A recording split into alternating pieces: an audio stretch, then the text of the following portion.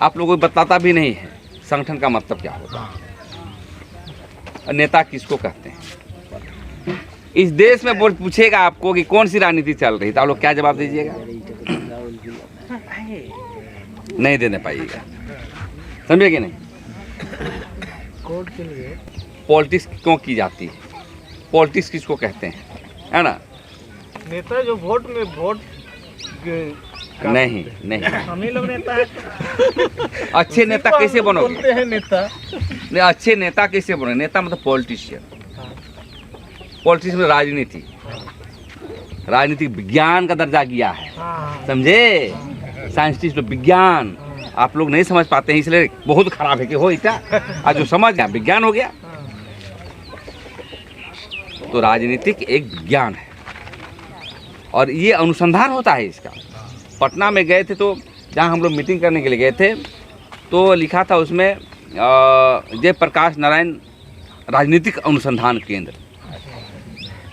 ये रिसर्च होता है कि कैसे हम लोग बढ़ेंगे, कैसे हमरे नहीं को होप, दूसरा दिन को होप लोग बोलता है, उसी चीज़ को हम लोग कुटासी से मार के हटाएंगे। डर जो है ना आपका, डराते हैं, गोली से भी ज़्यादा डर लगता है।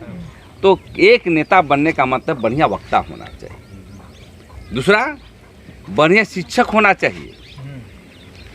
शिक्षक मतलब नौकरी वाला नहीं, जैसे हम पढ़ा रहे हैं ना आपको, आदिवासी समाज, 5वीं अनुसूची है, तो एक शिक्षक होना चाहिए कि हम व्याख्या कर रहे हैं आपको, ये क्या है, ये क्या है, ये क्या है, किसको कहते हैं। आपको ये दिमाग में आदिवासी घुसा दीजिएगा ना तो कभी नहीं।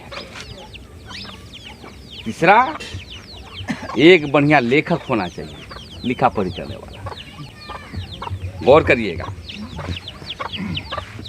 आपको एक लात मारे, एक पातर जी को एक लात, ये क्या करेगा आदमी? हम गैर आदिवासी,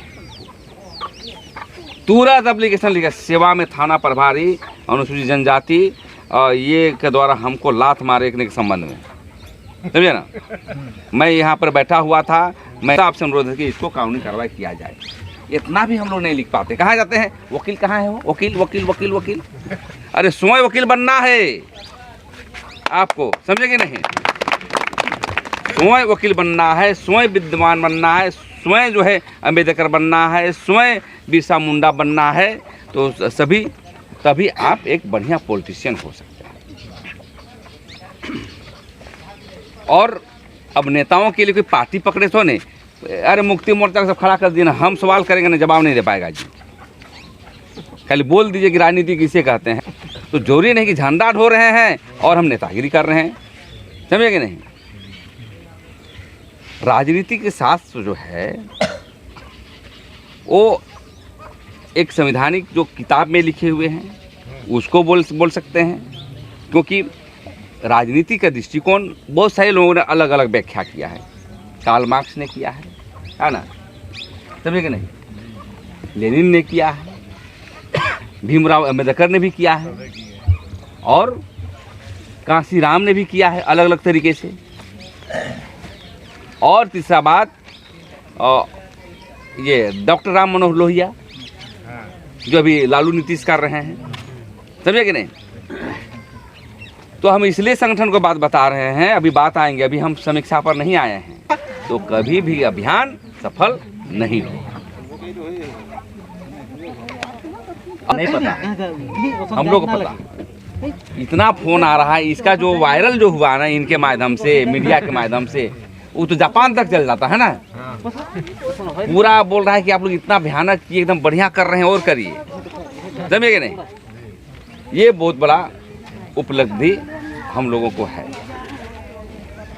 दूसरा बात संक्षिप्त शब्दों में कहना चाहते हैं, हम इसलिए करेंगे अपने कार्यकर्ता लोग हैं अपने, कोई कांग्रेस पार्टी नहीं सिखाएगा, बीजेपी भी नहीं सिखाएगा, आयुषु भी नहीं सिखा, ट्रेनिंग होता है, पहले ट्रेनिंग हुआ करते थे। ऑल झारखंड स्टूडेंट यूनियन के समय में मेरे पिताजी लोग दिया करते थे, उन्हीं से सुन के सीखे हैं। कम्युनिस्टियन लोग दिया करते थे, अभी भी कहीं कहीं देते हैं, समझे कि नहीं? तो अब कहिएगा कि इस देश में क्या कि अब वोट वाला आ रहा है, क्या कि वक्ता भी नहीं, हम भी 10 मिनट में कम करेंगे। इस देश में वोट पूछेगा आपको कि कौन सी राजनीति चल रही, तो आप लोग क्या जवाब दीजिएगा? नहीं देने पाइएगा, समझे कि नहीं। कोर्ट के लिए दक्षिणपंथी एक वामपंथी, तो दक्षिणपंथी कौन है? भारतीय जनता पार्टी। चलिए सुनिए, सुन लीजिए। और एक वामपंथ लेफ्ट के कांग्रेस, समाजवादी पार्टी, आरजेडी, आपका ये क्या बोलते हैं, ये जो एक सोचता है आप पार्टी, एक पार्टी सोचती है कि सभी समाज को लेके चलेंगे, और एक आदमी बोलता है कि नहीं हम अकेले चलबो, समझे कि नहीं, हमारा जैसा तुमको करना होगा, मेरे जैसा करना होगा। यही लड़ाई चल रहा है। तो कभी भी पूछेगा आप लोग से, किताब में नहीं मिलेगा कि देश में क्या चल रहा है राजनीति, तो बोलिएगा दो पंख चलता है, एक वामपंथ एक दक्षिणपंथ, समझे कि नहीं। और सब नहीं समझ पाइएगा, लेकिन सामान्य ज्ञान होना चाहिए। संवैधानिक ज्ञान पूरा मत रखिए, लेकिन सामान्य ज्ञान दिमाग पर रहना चाहिए। क्योंकि जो आप बीड़ा उठाए हैं समाज का, कल आरएसएस से बहस होगा, कल हिंदू से होगा, कल आरएसएस ये कम्युनिस्ट से होगा, कल किससे होगा, कल आजसू से होगा। तो आप जुबान से नहीं हराइएगा ना, तो आप आगे नहीं बढ़ सकते हैं, समझे कि नहीं। तो इस तरह का देश में बहुत बड़ी सी धीरे धीरे हम लोग अध्ययन कराएंगे, जब केडर बनेगा। तो ये एक दिन में नहीं समझिएगा, समझे कि का बोला, आधा घुसा आधा नहीं घुसा। किसान शिविर रखेंगे 2 दिवसीय, रात में नाचो गाओ, अब बहस होगा, भाषण देने सिखलाएंगे, समझे कि नहीं। बीजेपी वाला क्या कहता है, देश का प्रधानमंत्री कितना झूठ बोल रहा है, देखते हैं ना, अब की बार 400 पार। अरे अगम जाने का तुम, मतलब 400 पार, बताइए। या तो बेटा तुम ईवीएम को तुम गड़बड़ किया है? बोलता ताली मारता, हाँ एकदम 400 पार हो जाए। अरे यार गजब, हम वोट दिया नहीं, तुम 400 पार बोलते हो, समझे कि नहीं। तो ये सब चीज टेक्नोलॉजी रहता लोगों को ठगने का। अब की बार भाइयों बहनों उधर बोले 400 पार, है कि नहीं। तो देखिए 400 कैसे पार होगा जी तुम। तो कहने का मतलब है इस देश का जो है, हम और समय 5 मिनट लेंगे, देश में बहुत गड़बड़ चल रहा है। जब हम धरती में पैदा लिए हैं, जब राजनीति का ढांचा क्या होता है, देश आज़ादी हुआ, और आज़ादी हुआ तो अलग अलग स्टेट आपको मिल गया। क्यों? प्रशासनिक तौर पर काम करने के लिए मिला है। अलग राज थोड़े हुआ, अलग राज हुआ है, एक बांटा कर दिया लेखक में कि जाओ तुम ये पार्ट को तुम चलाओ, एक व्यवस्था, समझे कि नहीं। तो आपको जब सोचते हैं तो 2 बिंदु पर सोचना है। पहले जो देश में पैदा लिए हैं, देश को बचाना।